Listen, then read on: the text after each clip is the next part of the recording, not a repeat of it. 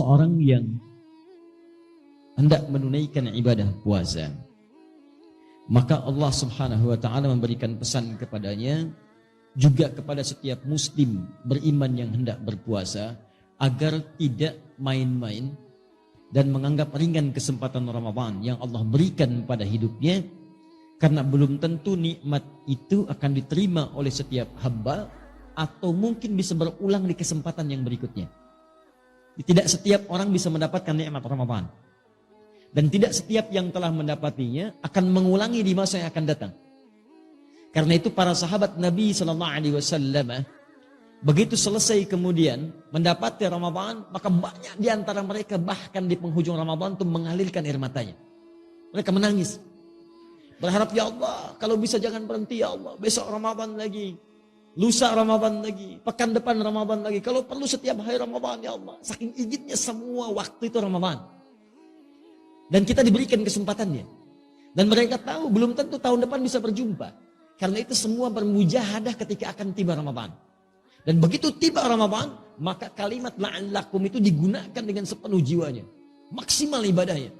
Kata Ibnu Abbas radhiyallahu ta'ala anhuma, saya belum pernah melihat Rasulullah semulia ini dalam ibadahnya, selembut ini dalam sedekahnya, sebanyak ini dalam pemberiannya, kecuali saat Ramadan. Sampai angin yang berhembus sepoi-sepoi pun itu kalah amalannya oleh Nabi. Nah itu lembutnya angin itu kalah oleh lembutnya Nabi saat beraktivitas di bulan Ramadan. Lembut menghadapi orang-orang, sedekahnya bertambah, ibadahnya bertambah, interaksi dengan Qur'annya dan sebagainya. Dan orang-orang yang bukan Nabi karena melihat Nabinya serius, mereka lebih serius lagi. Di gambarannya ini Nabi aja yang dijamin surga begitu serius, apalagi saya yang bukan Nabi yang belum jelas surganya. Maka kata Allah, seakan-akan dihadapkan kita di hadapan Allah untuk menumbuhkan kesungguhan kita dan menunjukkan bahwa Allah serius dengan itu. Kata Allah, kamu di hadapan kita, bukan orang lain. Ini bukan orang yang disebut, maaf, bukan orang yang di zaman Nabi, bukan orang di masa sahabat, bukan orang di masa tabi'in. Tapi kata Allah, la'allakum, kumnya masih ada di depan kita. Tatakun, kamu, tanpa batas. Kata Allah, kamu mesti serius ya, karena saya pengen kamu bertakwa. Kamu mesti berubah. Kamu mesti jadi hamba yang taat.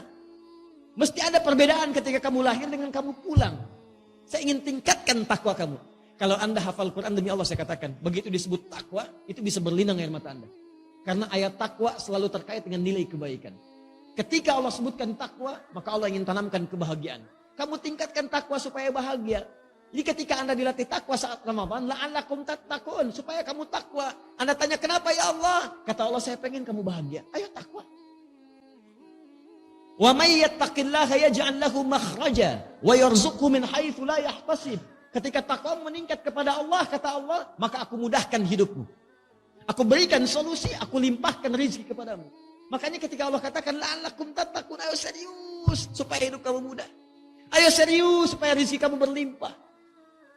Ketika Anda puncaknya mengatakan takwa, Allah katakan wasari'u ila maghfiratin min rabbikum wa jannatin arduha as-samawati wal ardu 'iddatil lil muttaqin. Saya telah siapkan bagi orang takwa. Apa itu? Saya telah siapkan surga yang tak bernilai dunia. Batas yang enggak ada batas dunia. Saya kata Allah, saya siapkan surga luasnya seluas langit dan bumi untukmu orang takwa.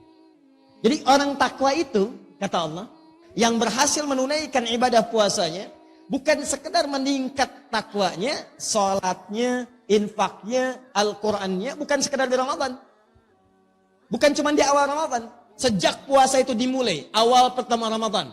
Begitu satu Ramadan muncul, tunaikan tarawihnya, maka dia sudah siap dengan kurikulumnya. Malam ini saya akan tarawih di tempat A. Siapkan, bahkan 30 hari sudah dia siap tuh, kalau sampai ke 30 hari.